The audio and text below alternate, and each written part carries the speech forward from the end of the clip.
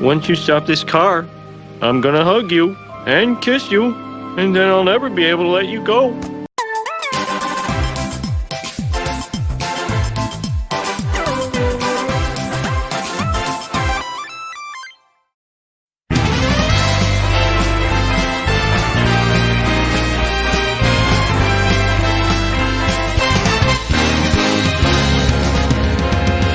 Animation has always been a mirror that reflects life in many different aspects, whether through capturing the realism of subtextual themes or presenting a level of relatability in storytelling that could only be revealed with the power of the medium. There's not a doubt in my mind that animation is a powerful way of storytelling and conveying many different situations. Out of the facets of real life that could be captured, one of them that interests me is a subject that has interested me for quite a while, the topic of animated relationships, a quality that has significantly improved over the years, but I see very few little people discuss. For this video, I'll point out a few good examples of good animated relationships and what makes them work, as well as go into detail about the series in question. So, with all that said, sit back, grab some snacks, and let's get into the evolution of animated relationships.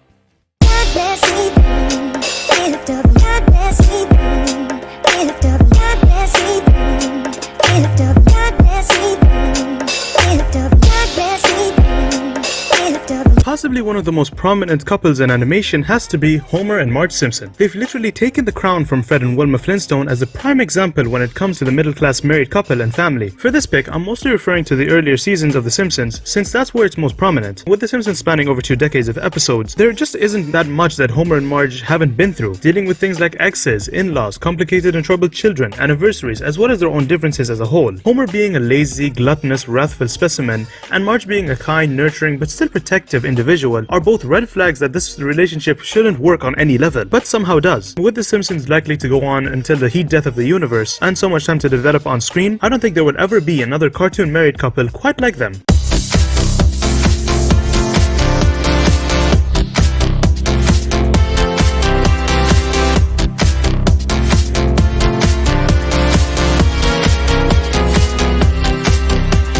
Impossible has always been a series that represents the daily mishaps of being a teenager with the addition of fun spy adventures. While the adventures of Kim Possible and Unstoppable are indeed entertaining, another interesting aspect of the series itself is the romance arc between our 2 protagonists in the series. It's peeked its head every now and again throughout the series, but really became a prominent aspect with the show's TV movie titled So the Drama, which was originally intended to cap off the show as a whole. But due to fan outcry, the 5th season focused a lot more on the new problems in their dynamic now being a new couple, albeit not being too indulgent in it, and giving us a satisfying conclusion with Graduation, the series' penultimate episode. What I can appreciate from this pick is that the season for the most part threw out the lovey-dovey nonsense and didn't shift the series to a new focus, instead keeping the audience entertained with its animated cast and adventures. And when it did do anything romantic, it usually kept it to a minimum, which at the end of the day is something I can at least appreciate.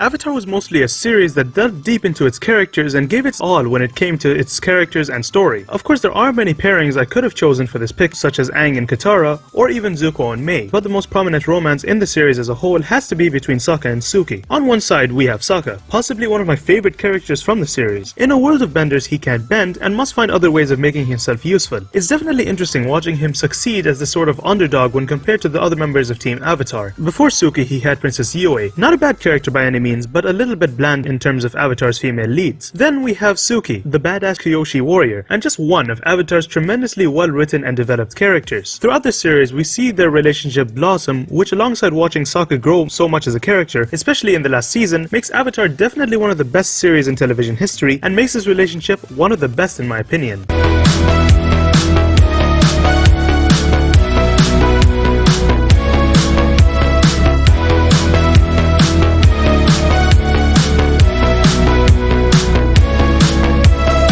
As we move on to the 2010s, we reach some more recent examples of animated relationships being done right, and thus we move on to another great example with Rigby and Eileen. In the world of regular show, most of the romance mainly focused on Rigby's friend and second protagonist Mordecai, with a few sprinkles of the others delving into the dating realm as well, but never Rigby. However, throughout the series, Rigby and Eileen have been shown to have feelings for one another, being revealed and dumped at the altar that they've been dating for a while without anyone knowing. This later becomes prominent in the series' 7th season, especially with the episode The Eileen Plan, and kept moving forward from there onwards. I have to say, this is probably one of the best couples in regular show as a whole. Even with the majority of episodes focused on them, it shows progression, unlike Mordecai's two failed relationships with CJ and Margaret. And by the end of the series, it actually represents that the two have gone through a lot and actually deserve one another. Regular show has always been a series that had a massive reach with its relatability, and this relationship definitely fits the bill.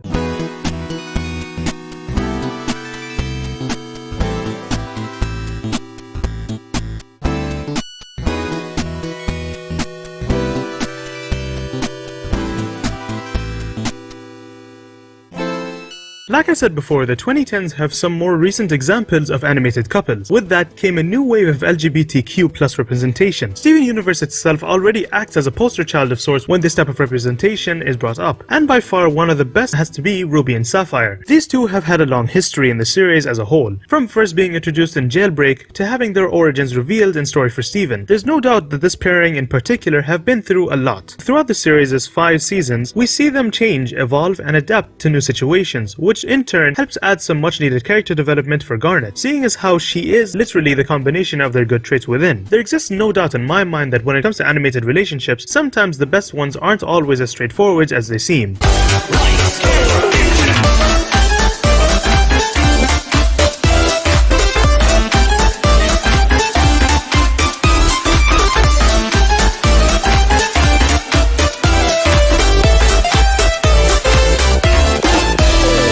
And now we move on to the new era of animated series and my last pick for this video. Now for some of my mutuals as well as those who follow me on Twitter, you may know that I have quite the soft spot for the Owl House. And who could blame me? Its ingenious plot, charming and well-written characters, and its overall tone have me hooked on this series to Kingdom Come. And one of the aspects of the show that has made it so special to me at least has to be its handling of a blooming relationship between our protagonist Luz and bully turned supporting character Amity Blight. These two both met in the first season's 3rd episode, I Was a Teenage Abomination, and began to actually become a friendship of sorts by the episode Understanding Willow, revealing that there was more to Amity and Willow's past that meets the eye. But most fans would agree that the episode that cemented this as a pairing that would be explored in future episodes has to be Enchanted Grom Night. With this pairing being a particularly new one, fan reaction has been mostly positive, with people spamming the hashtag #StanLumity on Twitter and fan art coming out instantly. And by God, the fan creations are extremely impressive. With the 2nd season of Owl House, I hope to see these two's relationship grow and evolve. In terms of animated relationships of the future, if they're anything like this relationship, it's guaranteed that we're in good hands. For this video, I decided to bring along a few friends to discuss their views on the evolution of animated relationships, since it wouldn't make sense for it to come from my single self. Yo, Geek, can I appear in this one?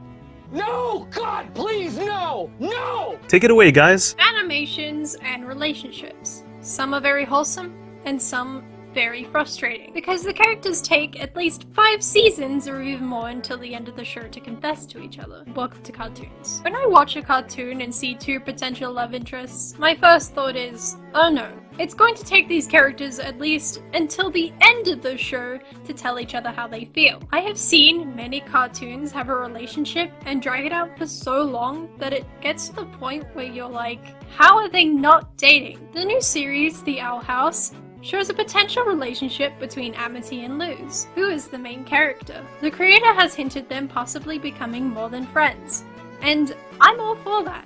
The only problem is when it's dragged out for too long. Personally, a series will only have my attention for about 2 seasons, 3 if they're lucky. A good way to introduce a couple is in season 2. Since both characters have gotten to know each other roughly through season 1, we can then watch their relationship dynamic grow and actually see how the relationship progresses, with change and hardships. You know, like an actual relationship. I love fluffy stuff, but I also want to see characters grow together, and make each other stronger. I hope that I can relate to characters and moments they share with each other. But I would also like to see how toxic relationships are handled and how the show addresses it, with what is wrong and what is right. Because it's something people need to learn. There are people who will hurt you, and there are people who will use you. I want people to see that and learn through it through the shows they watch. Because I didn't know what toxic relationships were, and I didn't know a good relationship from a bad one until I actually started dating. So, my take is that I want it more explored and I want to learn from these shows. And I hope we have that in the future. Yo, what's good? I'm Dallsmick, here to talk about relationships and animation for a very brief moment. It's a bit of an odd topic considering that we've made some strides in how relationships are handled in film and shows, especially now that we're far past the days of Disney princesses and women who conform to the role of housewife or incubation device. We've had plenty of films where the romance was either just kind of implied, really understated, or extremely rushed, which didn't really make any of it feel all that natural or warranted. Fire and Ice is actually a really good example of that, where the two people that fall in love are falling in love just because they're half naked and have more than 3 minutes of shared screen time together. And sadly, a lot of films fall into that trap, especially in those older days. A sequence of events that felt very unnatural, which led to shoddy romances, and in some instances it just happened because the romance wasn't in the foreground of the narrative, but it was still included because the audience needed a happy ending. And I mean, I can't fault any of those films or shows for doing that, but you can still tell that it's very bare bones, and there's just not a lot satisfying about it. I think romance in animation didn't really pick up until a couple decades ago. The way we wrote interesting characters for children's entertainment certainly changed. Female characters even had a lot more going for them now than the Disney princesses of old. And with the rise of animated shows becoming more popular for people of all ages, we could explore far more about a character and their personal relationships over the course of multiple episodes and even seasons. All of this made romance a lot more natural, not only because we have more going on than just, I met a handsome boy and I think I'm gonna get married. But we also have something that grounds us to the world we're experiencing, the struggles of everyone involved and how connected they truly are to these struggles. Sometimes it can be portrayed through the conflicts that cause a relationship to fall apart, which only leads to more development between these people and how they can survive in such poor emotional conditions. Now, all of these really do seem to be just obvious statements, but when it comes to animation, I think people just never gave younger audiences enough credit. They're not too young to process harsh realities like this, or too inexperienced to connect with emotional strife. And I think with people realizing this, we've finally seen characterizations that show complex romance in very accessible but intelligent ways. Something that doesn't talk down to a younger audience, but isn't too basic for an older audience. I mean, we still see some very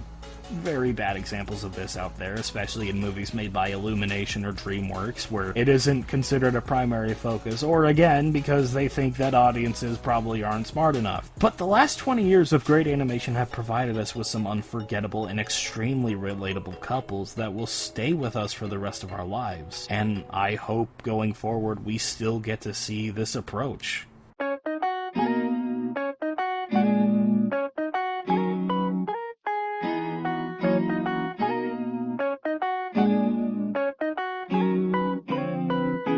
Well, that'll be it for this video. I hope you had as much fun watching it as we had making it. I'm interested in seeing what you guys think of the topic in general and who you think are some good and bad examples of animated relationships. Leave your thoughts in the comments down below. Anyways, don't forget to follow me on Twitter at GeekTunes and join my Discord server to hang out with me and other cartoon fans. Have a great day and I'll see you all in the next one.